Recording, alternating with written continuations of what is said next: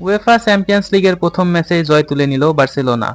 নিউক্যাসলের ঘরের মাঠে তাদেরই 2-0 গোলে হারালেন হ্যান্সি ফ্লিকের দল। বার্সেলোনার একাদশে ইনজুরির কারণে মাঠে ছিলেন না লামিন ইয়ামাল। তার জায়গায় মাঠে নামানো হয় নতুন সাইন আপ করা মার্কাস রাশফোর্ডকে। আর চ্যাম্পিয়ন্স লিগে বার্সেলোনার হয়ে অভিষেক ম্যাচেই জোড়া গোল উপহার দিলেন এই ফরওয়ার্ড।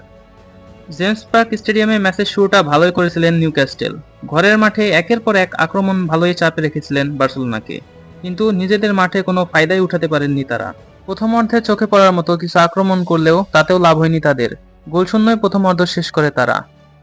দ্বিতীয় অর্ধে ঘুরে দাঁড়ান বার্সেলোনা। একের পর এক আক্রমণ করতে থাকে নিউক্যাসলের ডেরায়। অবশেষে ম্যাচের 58তম মিনিটে জুলহাস কুন্ডের অ্যাসিস্টে গোল করেন মার্কাস রাশফোর্ড।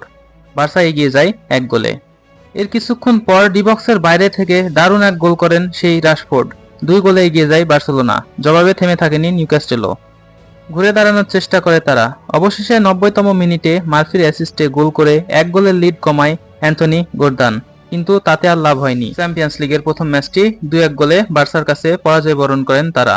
আর জোড়া গোল করে ম্যাচ সেরা হন মার্কাস রাশফোর্ড।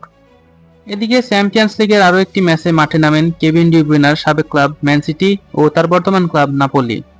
ম্যান সিটির ঘরের মাঠে কোনোভাবে পাত্তা পেল না কেভিন ডি ব্রুইনার নাপোলি। শুরু থেকেই ঘরের মাঠে দুর্দান্ত খেলতেছিল ম্যান সিটি। খেলা শুরুর 20তম মিনিটে হল্যান্ড যখন নাপোলির জালে আক্রমণ করার জন্য বল নিয়ে দৌড়াচ্ছিল, তখনই অপ্রত্যাশিতভাবে ফাউল করে বসেন নাপোলির ডিফেন্ডার লরেঞ্জো।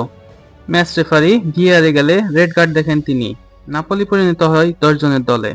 আর এই সুযোগটি কাজে লাগান পেপ গার্দিওলার দল। প্রথম অর্ধে গোলশূন্য গেলেও দ্বিতীয় অর্ধে ঠিকই গোল তুলে নেন সিটি। ম্যাচের 56তম মিনিটে ফোডেনের অ্যাসিস্টে গোল করেন আর্লিং হল্যান্ড। সিটিও এগিয়ে যায় 1 গোলে। এর কিছুক্ষণ যেতে না যেতেই সিটির হয়ে আবারও গোল করেন জার্মি ডোকু। 2 গোলে এগিয়ে যান ম্যান সিটি। এদিকে 2 গোল হজম করার পর নাপোলি হয়ে যায় ছন্নছাড়া। গুরুত্বপূর্ণ কোনো আক্রমণ না করতে পারায় গোলের মুখ খুলতে পারেননি তারা। সিটিও প্রথম ম্যাচে 2-0 গোলের জয় তুলে নেন।